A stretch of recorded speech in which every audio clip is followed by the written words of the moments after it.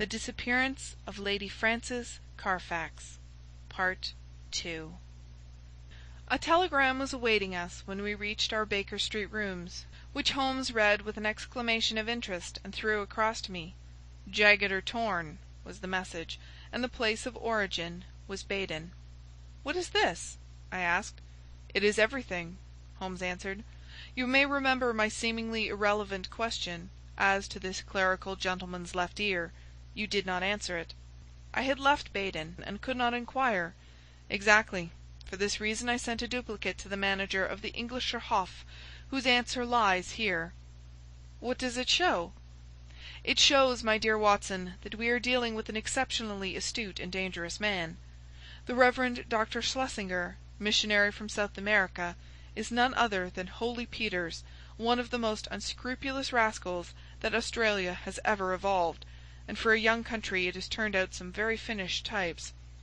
His particular specialty is the beguiling of lonely ladies by playing upon their religious feelings, and his so-called wife, an Englishwoman named Fraser, is a worthy helpmate.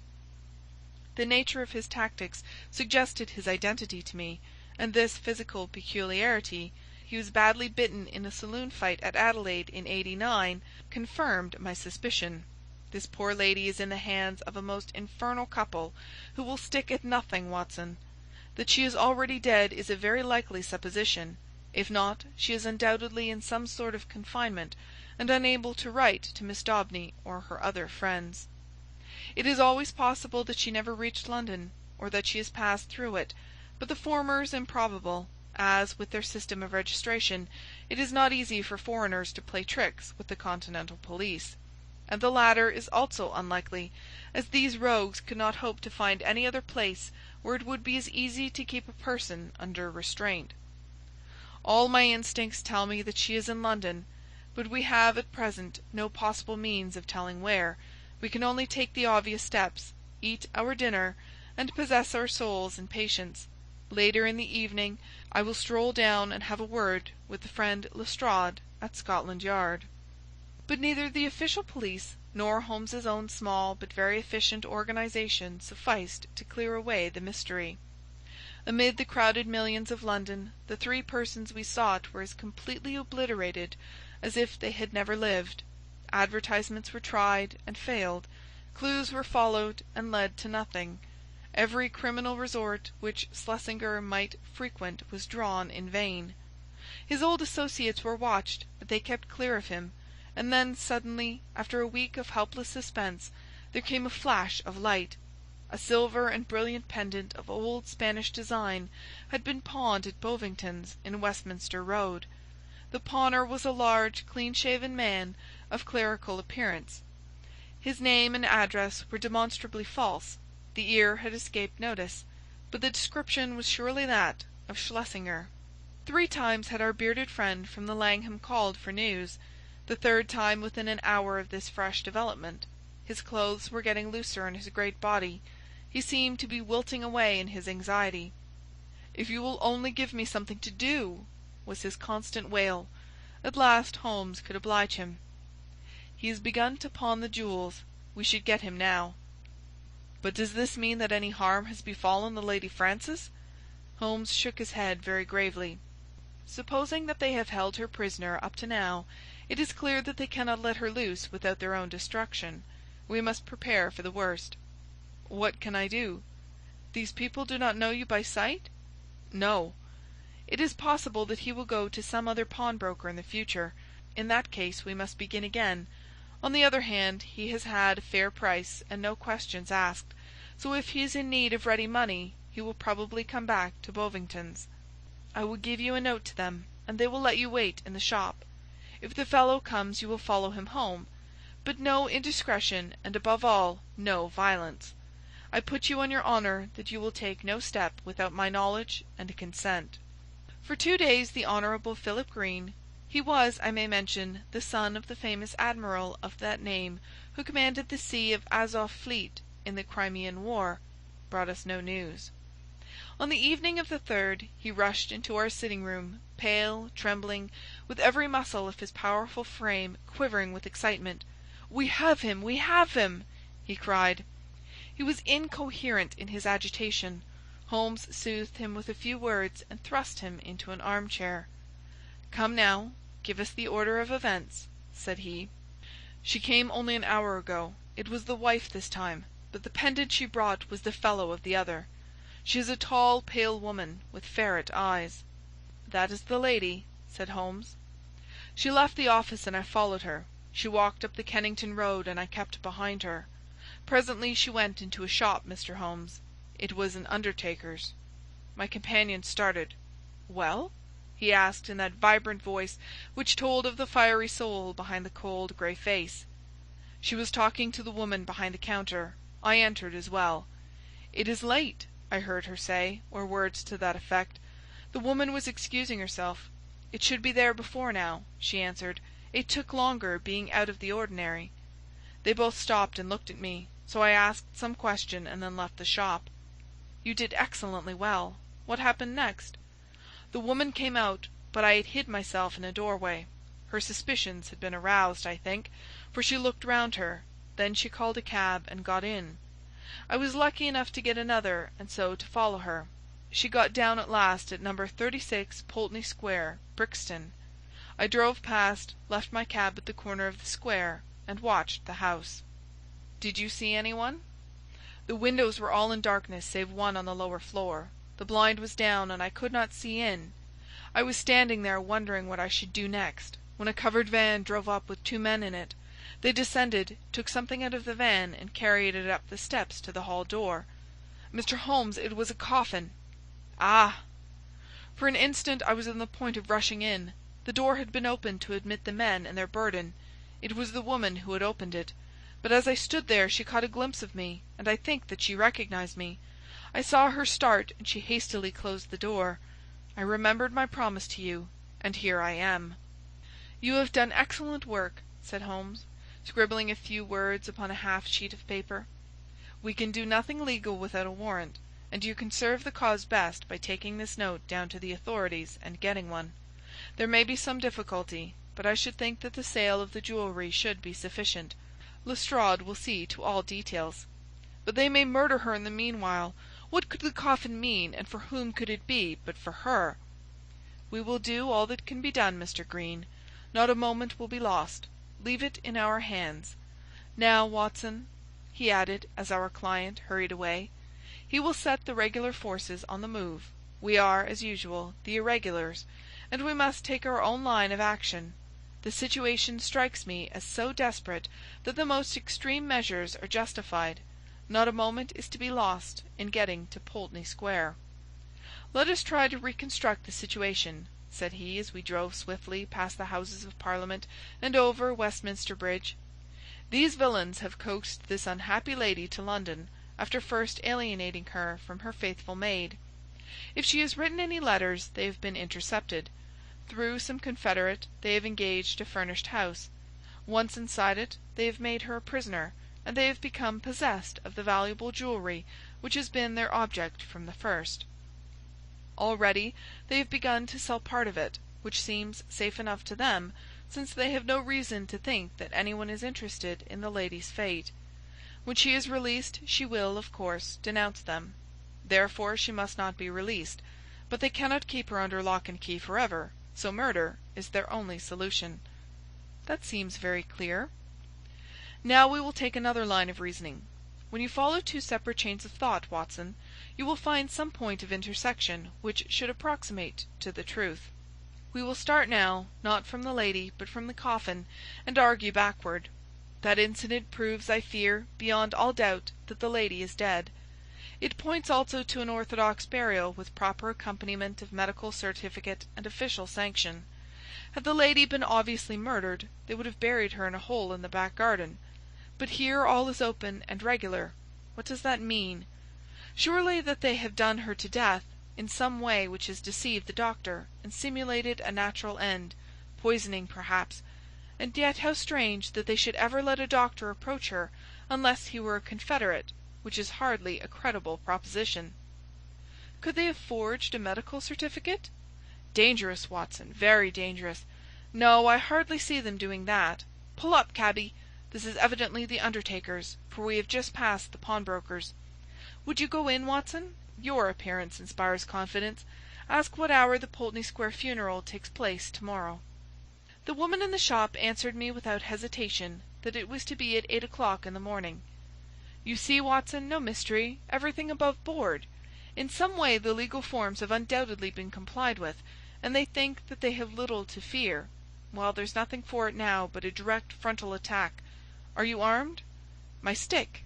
"Well, well, we shall be strong enough. Thrice is he armed who hath his quarrel just. We simply can't afford to wait for the police, or to keep within the four corners of the law. You can drive off, cabby. Now, Watson, we'll just take our luck together, as we have occasionally done in the past." He had rung loudly at the door of a great dark house in the centre of Pulteney Square. It was opened immediately, and the figure of a tall woman was outlined against the dim-lit hall. "Well, what do you want?" she asked sharply, peering at us through the darkness. "I want to speak to Dr. Schlesinger," said Holmes. "There is no such person here," she answered, and tried to close the door, but Holmes had jammed it with his foot. "Well, I want to see the man who lives here, whatever he may call himself," said Holmes firmly. She hesitated, then she threw open the door. "Well, come in," said she. "My husband is not afraid to face any man in the world." She closed the door behind us, and showed us into a sitting-room on the right side of the hall, turning up the gas as she left us. "Mr. Peters will be with you in an instant," she said. Her words were literally true, for we had hardly time to look around the dusty and moth-eaten apartment in which we found ourselves before the door opened and a big, clean-shaven, bald-headed man stepped lightly into the room. He had a large red face, with pendulous cheeks and a general air of superficial benevolence which was marred by a cruel, vicious mouth. "There is surely some mistake here, gentlemen," he said in an unctuous, make-everything-easy voice. "I fancy that you have been misdirected, possibly if you tried farther down the street." "That will do. We have no time to waste," said my companion firmly. "You are Henry Peters of Adelaide, the late the Reverend Dr. Schlesinger of Baden and South America. I am as sure of that as that my own name is Sherlock Holmes." Peters, as I will now call him, started and stared hard at his formidable pursuer. "I guess your name does not frighten me, Mr. Holmes," said he coolly. "When a man's conscience is easy, you can't rattle him. What is your business in my house?" "I want to know what you have done with the Lady Frances Carfax, whom you brought away with you from Baden." "I'd be very glad if you could tell me where that lady may be," Peters answered coolly. "I've a bill against her for nearly £100, and nothing to show for it but a couple of trumpery pendants that the dealer would hardly look at. She attached herself to Mrs. Peters and me at Baden. It is a fact that I was using another name at the time, and she stuck on to us until we came to London. I paid her bill and her ticket. Once in London she gave us the slip, and, as I say, left these out-of-date jewels to pay her bills. You find her, Mr. Holmes, and I'm your debtor." "I mean to find her," said Sherlock Holmes. "I'm going through this house till I do find her." "Where is your warrant?" Holmes half drew a revolver from his pocket. "This will have to serve till a better one comes." "Why, you are a common burglar." "So you might describe me," said Holmes cheerfully. "My companion is also a dangerous ruffian, and together we are going through your house." Our opponent opened the door. "Fetch a policeman, Annie," said he. There was a whisk of feminine skirts down the passage, and the hall door was opened and shut. "Our time is limited, Watson," said Holmes. "If you try to stop us, Peters, you will most certainly get hurt. Where is that coffin which was brought into your house?" "What do you want with the coffin? It is in use. There is a body in it."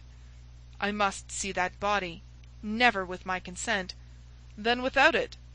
With a quick movement Holmes pushed the fellow to one side and passed into the hall. A door, half opened, stood immediately before us. We entered. It was the dining-room. On the table, under a half-lit chandelier, the coffin was lying. Holmes turned up the gas and raised the lid. Deep down in the recesses of the coffin lay an emaciated figure. The glare from the lights above beat down upon an aged and withered face. By no possible process of cruelty, starvation, or disease Could this worn-out wreck be the still beautiful Lady Frances? Holmes's face showed his amazement, and also his relief. "Thank God," he muttered, "it's someone else."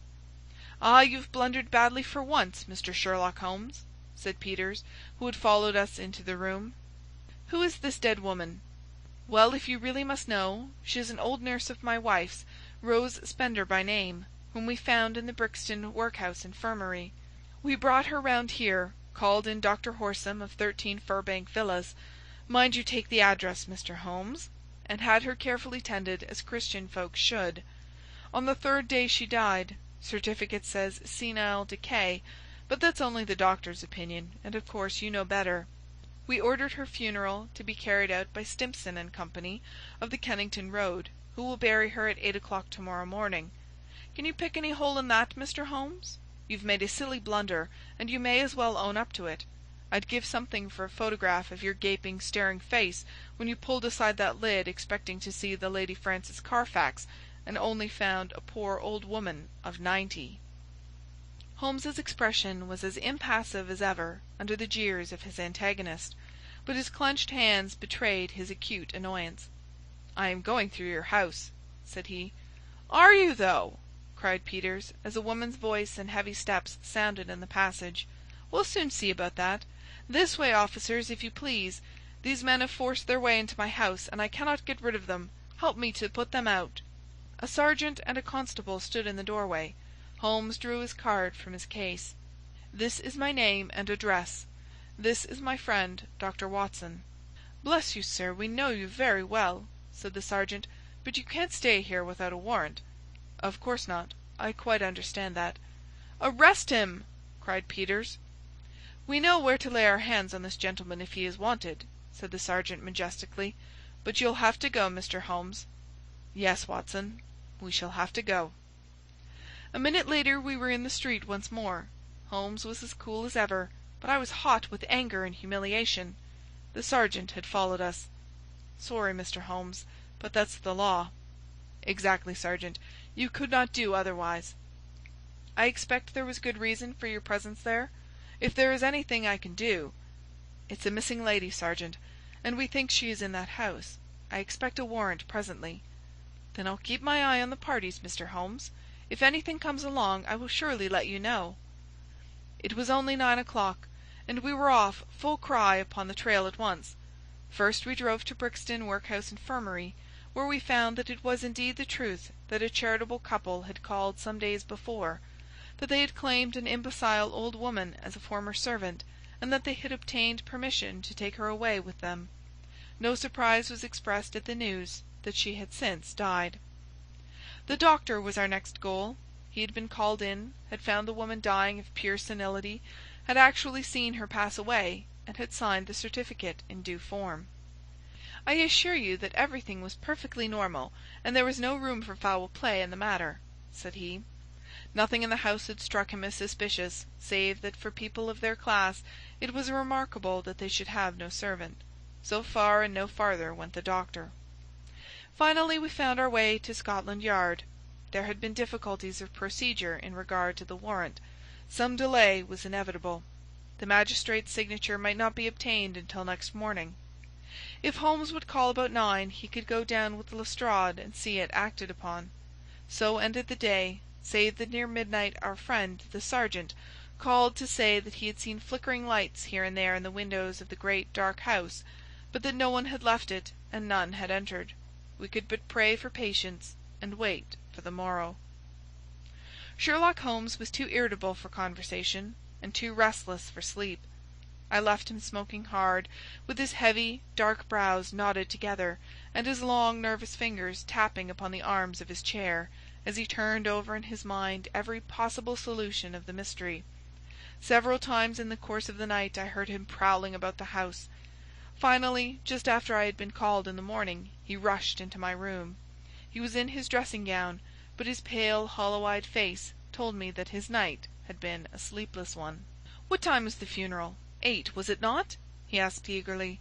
Well, it is 7:20 now. Good heavens, Watson, what has become of any brains that God has given me? Quick, man, quick! It's life or death, 100 chances on death to 1 on life. I'll never forgive myself, never, if we are too late."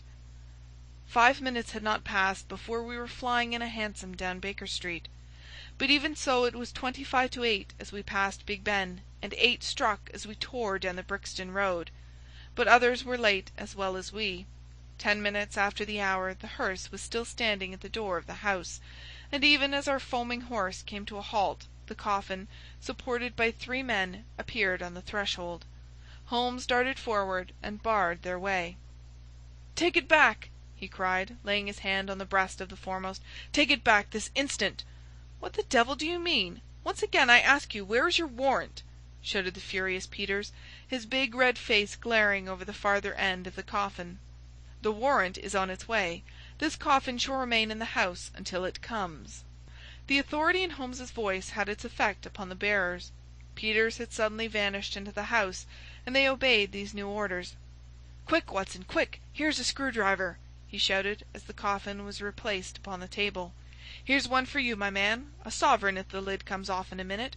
Ask no questions, work away. That's good. Another, and another. Now pull all together. It's giving, it's giving. Ah, that does it at last." With a united effort we tore off the coffin lid. As we did so there came from the inside a stupefying and overpowering smell of chloroform. A body lay within, its head all wreathed in cotton wool, which had been soaked in the narcotic. Holmes plucked it off and disclosed the statuesque face of a handsome and spiritual woman of middle age. In an instant he had passed his arm round the figure and raised her to a sitting position. "Is she gone, Watson? Is there a spark left? Surely we are not too late." For half an hour it seemed that we were. What with actual suffocation, and what with the poisonous fumes of the chloroform, the Lady Frances seemed to have passed the last point of recall. And then, at last, with artificial respiration, with injected ether, with every device that science could suggest, some flutter of life, some quiver of the eyelids, some dimming of a mirror, spoke of the slowly returning life. A cab had driven up, and Holmes, parting the blind, looked out at it. "Here is Lestrade with his warrant," said he. "He will find that his birds have flown. And here," he added, as a heavy step hurried along the passage, "is someone who has a better right to nurse this lady than we have. Good morning, Mr. Green. I think that the sooner we can move the Lady Frances the better. Meanwhile the funeral may proceed, and the poor old woman who still lies in that coffin may go to her last resting-place alone." "Should you care to add the case to your annals, my dear Watson," said Holmes that evening, "it can only be as an example of that temporary eclipse to which even the best balanced mind may be exposed. Such slips are common to all mortals, and the greatest is he who can recognize and repair them. To this modified credit I may, perhaps, make some claim. My night was haunted by the thought that somewhere a clue, a strange sentence, a curious observation, had come under my notice, and had been too easily dismissed. Then suddenly in the grey of the morning the words came back to me. It was the remark of the undertaker's wife, as reported by Philip Green.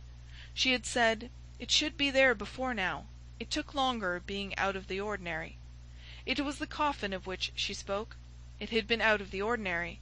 That could only mean that it had been made to some special measurement. But why? Why? Then in an instant I remembered the deep sides, and the little wasted figure at the bottom. Why so large a coffin for so small a body? To leave room for another body. Both would be buried under the one certificate. It had all been so clear, if only my own sight had not been dimmed. At 8 the Lady Frances would be buried. Our one chance was to stop the coffin before it left the house. It was a desperate chance that we might find her alive, but it was a chance, as the result showed. These people had never, to my knowledge, done a murder. They might shrink from actual violence at the last. They could bury her with no sign of how she met her end, and even if she were exhumed there was a chance for them. I hoped that such considerations might prevail with them.